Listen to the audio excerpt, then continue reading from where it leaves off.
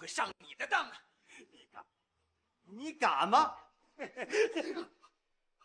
我不会让你得逞的。今天我就杀了你，也不会让你们得逞的。这什么？这有子弹！别，这子弹！杀了你！别！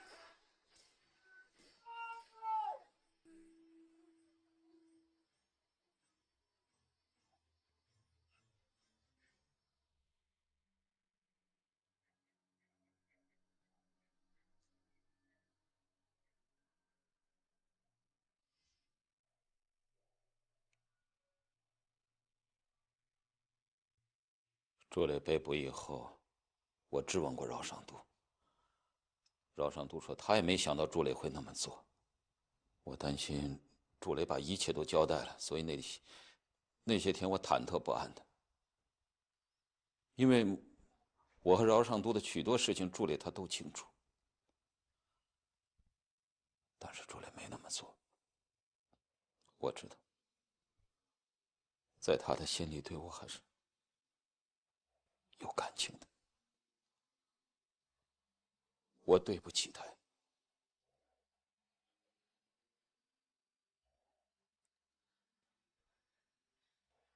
我曾经想把这一切都跟组织交代清楚，但是我没这个勇气。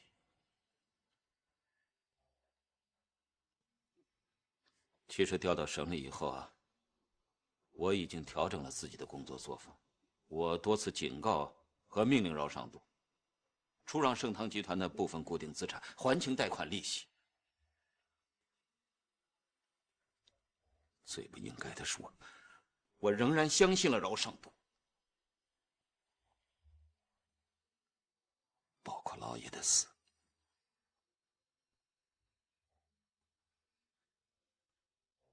老爷出事的前3天，他再次约了我。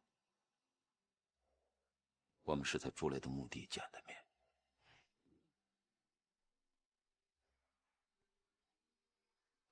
2个多月了，朱磊走了2个多月了。他在看守所里写了一份材料，您知道吧？上一次时间仓促，没有来得及告诉你。其实也不是，是上一次还不敢告诉你，现在可以告诉你了。那份材料在我手里。现在为什么敢告诉我了？因为现在我大概知道你是一个怎样的人了。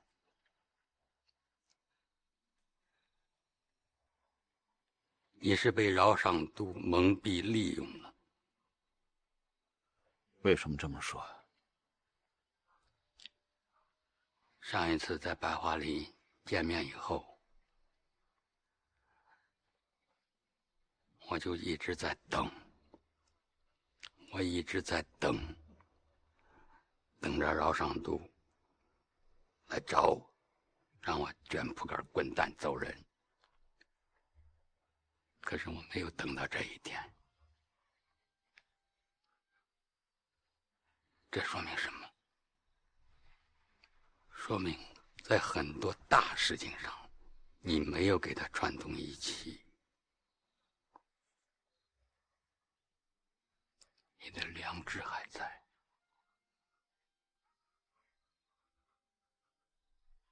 忏悔吗？那就还有救。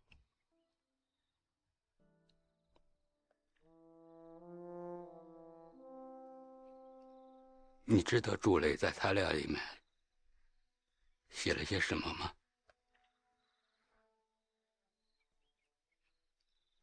他说你是一个大好人，说你是一个奇才，没有你就没有桃李根的今天。他说你当时是多么多么的不容易，没有路，没有钱，没有人支持。他说你豪爽仗义，能吃苦，有一腔的热血。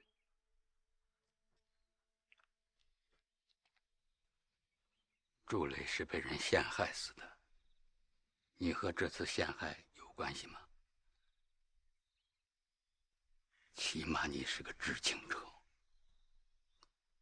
他是一个快死的人了，在洋洋洒洒的几万字里头，你知道他写了什么吗？他没有写你一个不字。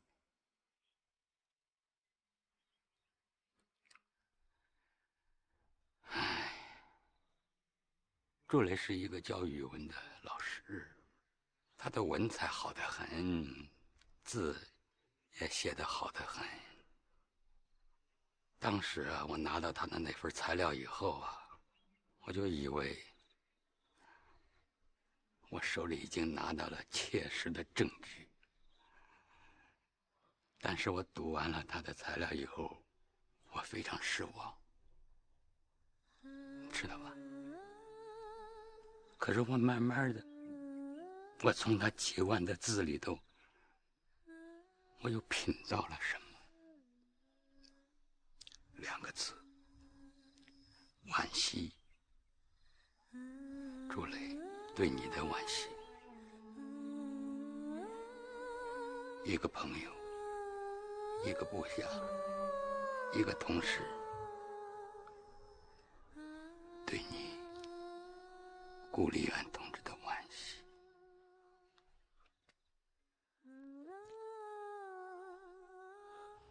在朱磊的墓碑前，我落泪了。我给了老爷一个承诺，我会很快给他个答复。但是我对饶尚都仍然抱有一丝幻想。所以3天以后，当我去桃李根找老爷的时候，我先约见了饶尚都。这一次，饶尚都让我彻底绝望了。于是，我就想马上约老爷见面。没想到饶尚都他提前下了手。真没想到，临时出现了一个特别的事儿，非常特别。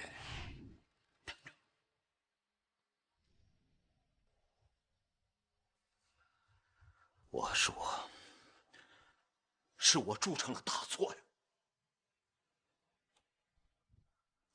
你打电话的时候我在，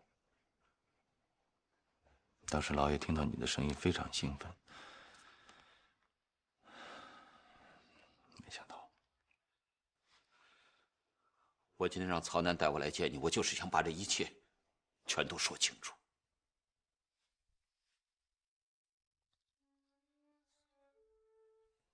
老爷死后，我一直都想躲避。毕竟这么多年，我走到今天这个位置不容易。但是后来我发现我做不到，因为我的眼前总会出现幻觉，好像老爷他没有死，他在用眼睛注视着我，和千千万万双眼睛一起注视着我。他的每一句话都敲打在我的心上。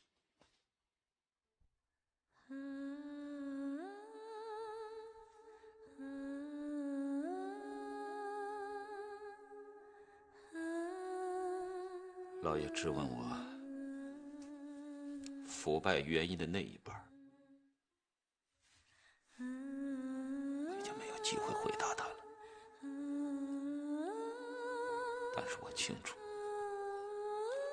我很清楚，是我们这些人的心，是我们这些人到了一定的位置上以后，就丧失了应有的警惕性和自我约束。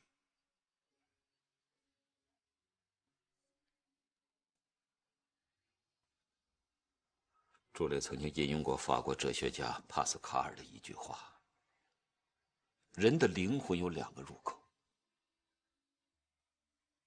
一个是理智，一个是意志。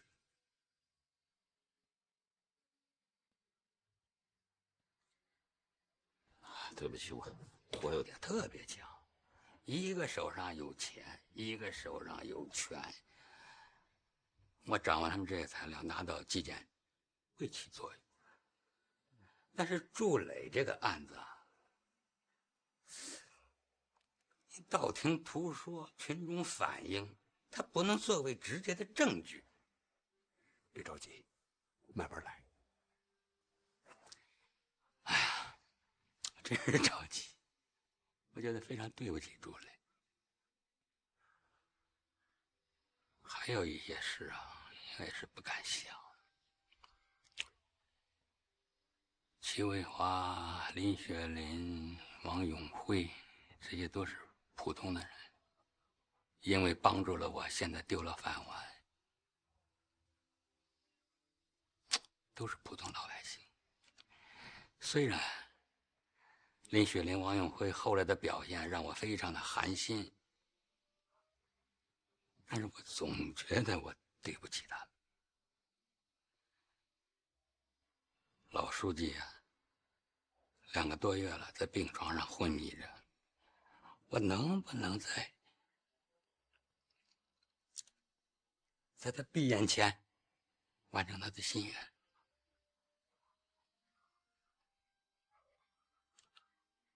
说不好，说不准。所以有时候我恨自己，我觉得我是一个挺无能的废物。老哥，我可能会走一步险棋。我赌的是顾丽媛。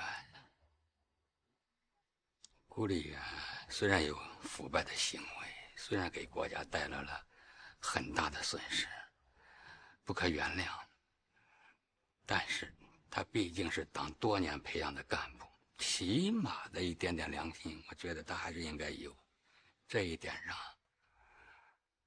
我自信我还是有点了解的。老爷就没说那部险棋他到底想怎么走？没有，但我看得出来，他想从顾丽媛身上打开突破口。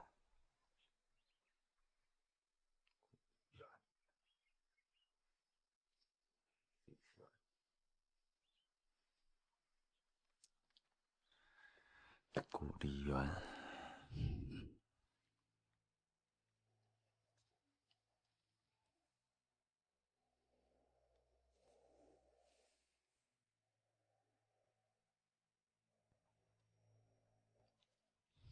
老爷为什么把曹楠的电话留给你呢？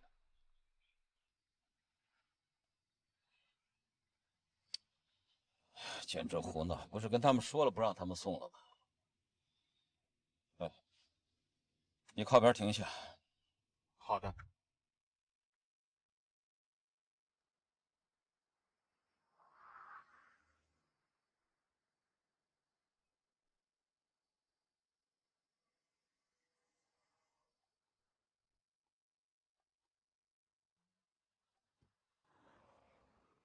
我没想到会是老爷。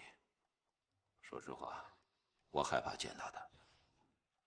2个月以前，我去看过一次朱磊，正好在那碰到了老爷。我感觉他好像有很多话要跟我说，但是最后还是收住了。我知道老爷一直在调查朱磊的案子，其实他也在调查我。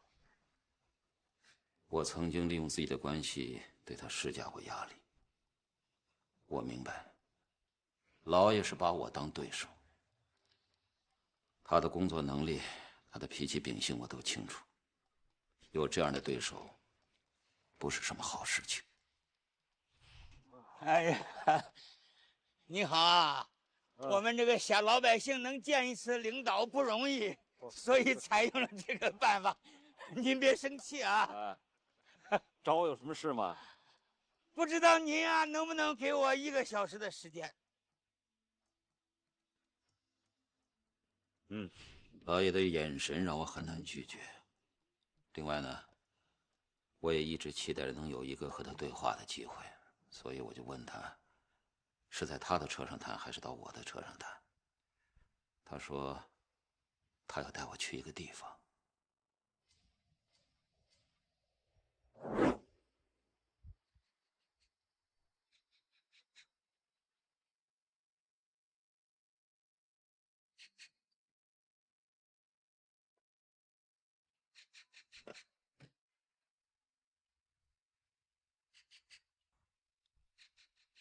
老爷带我找到了一片桦树林。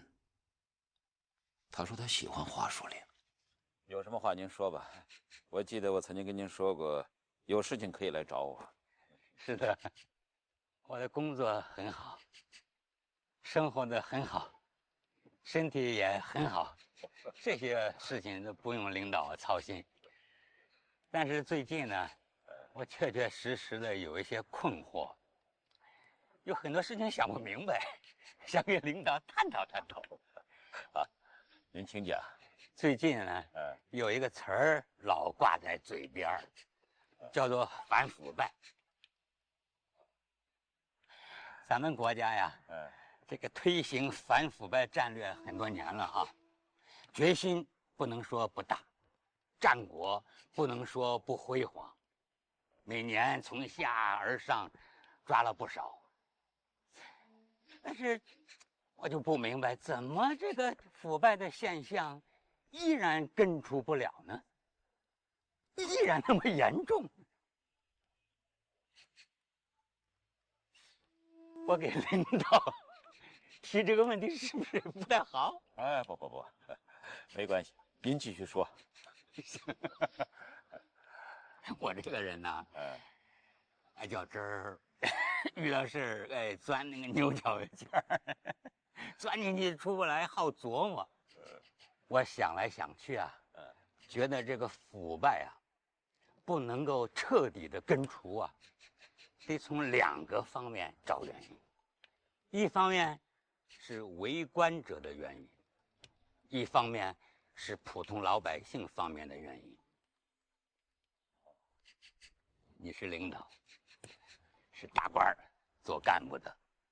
我以前也是个干部，小干部，我现在是普通老百姓了啊！哎，我是普通老百姓了，我对普通老百姓在腐败这个问题上啊，应该承担什么样的责任？我这个脑子里头好像有点清楚了。但是作为为官者，在腐败这个问题上应该承担什么样的责任，我体会不深，啊。想来想去，我觉得够得着的，能够得着的最大的官就是你了嘛，所以我把你请到这儿来了嘛。老爷的不明白是我意想不到的。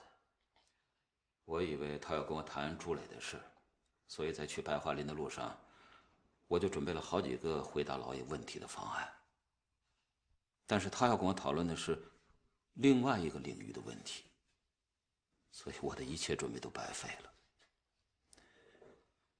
老爷提的问题，对于每一个当官的来说，都非常敏感。您知道我为什么把您请到这儿来吗？因为这儿有我很多的老伙计啊。你看，看看这树干上，你看这树干上，是不是都一双一双的眼睛？哎呀，这些都是我的老伙计，我们都是普通的老百姓，所以我还不是代表我一个人跟你谈这个问题，我是他们的代表，我不孤独，我自信得很。我觉得啊，许许多多的腐败变质了的一些干部，起初并不那么张狂，不那么贪婪，甚至都是很清廉的有功之臣，大才华的。为什么变了？他为什么变了？就是因为啊，一旦他们走上了更重要的领导岗位，拥有了那个位置，拥有了那份权利以后，就会有许许多多的人向他们低下了曾经高傲的头，在他们面前丢失了人格尊严。还有很多的人为了自己的那一点点小利益，在他面前还变得只会说这个是，哦，对，好，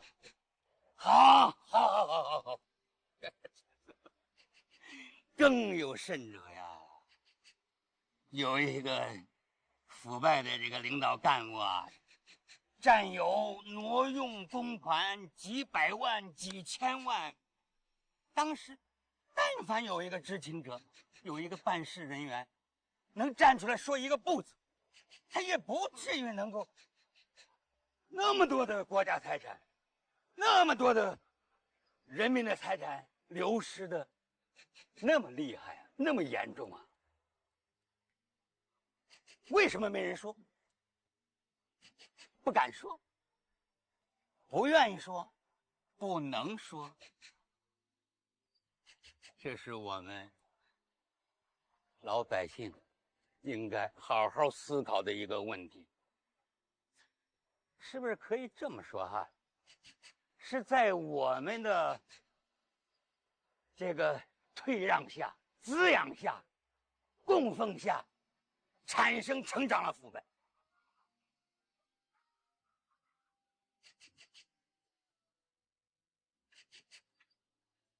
我说完了，下边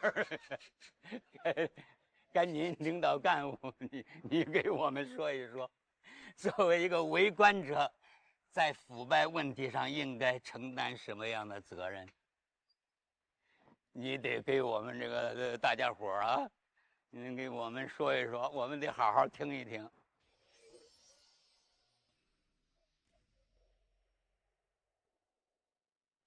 我现在仍然清晰地记得老爷当时的眼神，我害怕看见他。还有树干上那些眼睛，太多了，成千上万。当时我的第一个反应就是要逃避，所以我跟老爷说，我还要赶回省城去开会，现在时间不多了，咱们改日再讨论吧。可是老爷他，今天我们先聊到这儿，等我闲下来的时候呢，我会给你打电话的啊。顾立元同志，顾立元同志，原谅我直接这样称呼你的名字，你没有想好，你可以不谈。但是机会难得，我还有很多的话想给你谈。啊，我想谈呀。20年前，老书记视察桃李根儿，那个时候桃李根儿还只是一个很闭塞的县级小城。当初你还只是一个副科级的小干部，和我们没什么两样。就是因为你的一个建议，你给老书记提出了一个建议，这个建议就是发展边境贸易。你说那个时候谁敢想啊？许多人敢想都不敢想。哎，你想了，不但想了，而且给老书记提出来了，你敢提啊？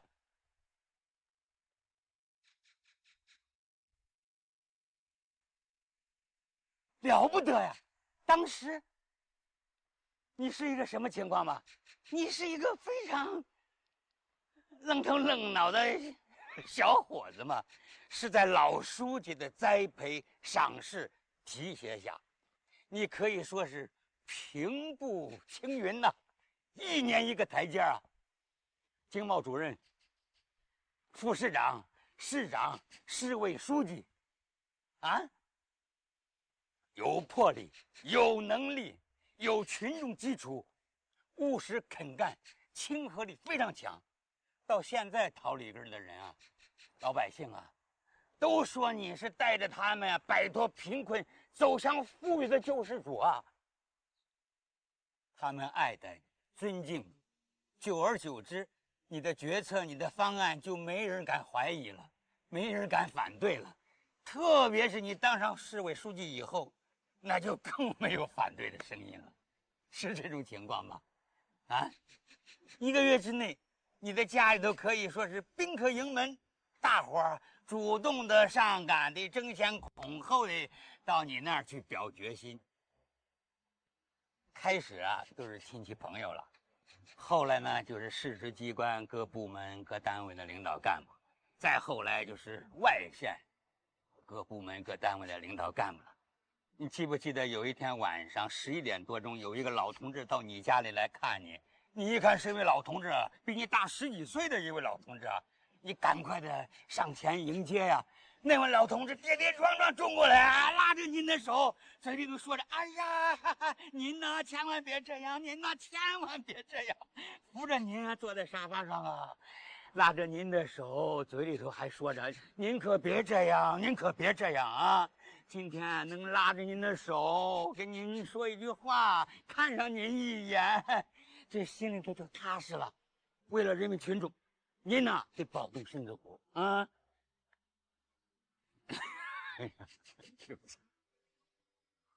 有没有这事？您当上市委书记上班头一天，市里边在食堂里摆了30桌欢迎宴，但是等着跟您要敬酒的可不下700来人啊！有许多的人为了跟您说上一句话，在那个食堂外头等啊，排大队等啊，有没有这事儿？您要出门视察，市里边所有级别比你低的那些领导干部都在大院里等着呀。一看您下来了，有一位比你大10几岁的一个副市长，赶快扶着您呐，把那个车门打开，嘴里头说：“哎呀，你怎么这么早就下来呀？啊，快，慢点，哎，别碰着头。”有这事没有？也不知道从哪一天开始的，大家伙啊不再叫你的职位了，而改称您为老大。从此以后，老大就成了你的官称了。很多的人啊，觉得呀，能叫上您一声老大，是他骄傲啊，他们的骄傲啊。有这事没有？就这样，是他们把您给变了。不对，也可以说呀，是我们制造了、滋养了您的变化。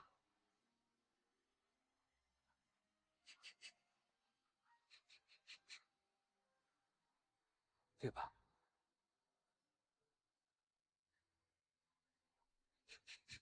顾立元同志，今天请您原谅我用您做了一个例子，但是我的心您应该明白，我是真心想听听你说一说心里话，真的。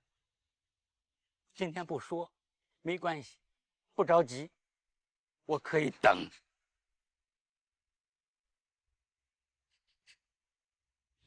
他说的许多事情我都记不大清楚了，但是现在回忆起来，我能感觉到自己的心在颤栗。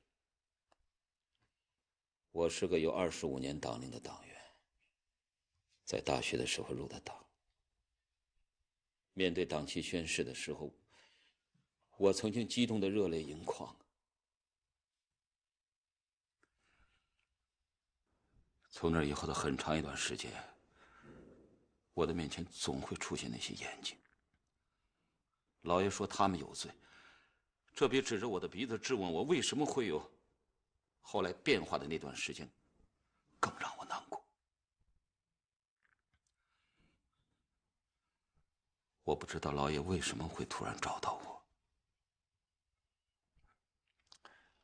老爷说过，他要走一步险棋，他选择这一步是因为他相信你。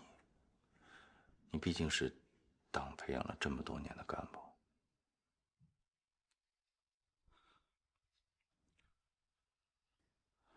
那段时间里，饶尚都告诉我说，老爷已经停止了调查，并且表示要真心实意、踏踏实实地做他的左膀右臂。45万的年薪，副总经理的待遇，这些我都知道。我也曾庆幸自己摆脱了大名鼎鼎的老爷，因为朱磊的死，我是有责任的。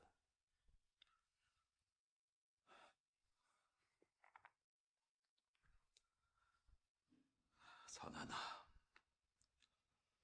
在我变化的那段日子里，我的好朋友和搭档朱磊一直在提醒我，在给盛唐集团批地、为饶尚都获取巨额贷款的问题上，我们俩闹得很僵。多少年来，饶尚都一直支持我。他这个人很讲义气，而且不太看重利润。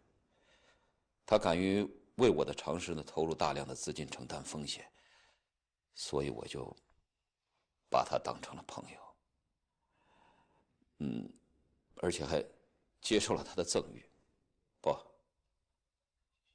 应当说是贿赂。有2套别墅，虽然不是我的名字，我和我的家人，包括亲戚朋友，也没有进去住过1天，但是这2套房子的钥匙一直放在我那儿。去年的秋天呢，饶尚都改变了房地产开发的方案，导致销售不利，资金回笼遇到了巨大的问题。正赶上呢，我又要调到省里工作，所以我就多次出面去找朱磊，求他帮忙解决饶尚都的困境，也就是解决我的困境。但是都遭到了朱磊的拒绝，我当然非常生气。饶尚都说朱磊太不够意思了，朋友之间见死不救，应该受到惩罚。我以为他只是说说而已，谁知道他利用他未来的小舅子，制造了朱磊索贿受贿、侵占企业职工股的事儿。他那个小舅子还是我出面说情，安排在朱磊身边当秘书。这个人呢，不学无术，猖狂至极。您不是一直标榜自己很清白吗？嘿嘿嘿，现在好了，您解释不清楚了。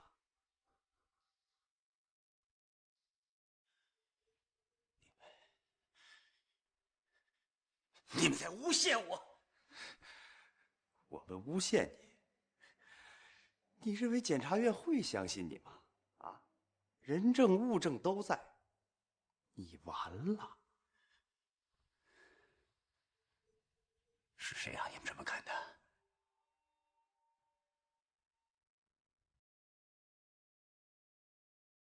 胃可 V3小福星。你认为检察院会相信你吗？啊，人证物证都在，你完了。是谁让你们这么干的？是饶尚都，还是顾立元？你已经不清白了，除非怎么做能自救，你应该知道。帮帮饶总吧，大家毕竟是朋友。我告诉你，我就是死了也不会向他妥协的。你想死？好。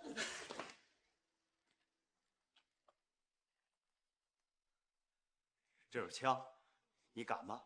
你敢吗？啊！你这条狼！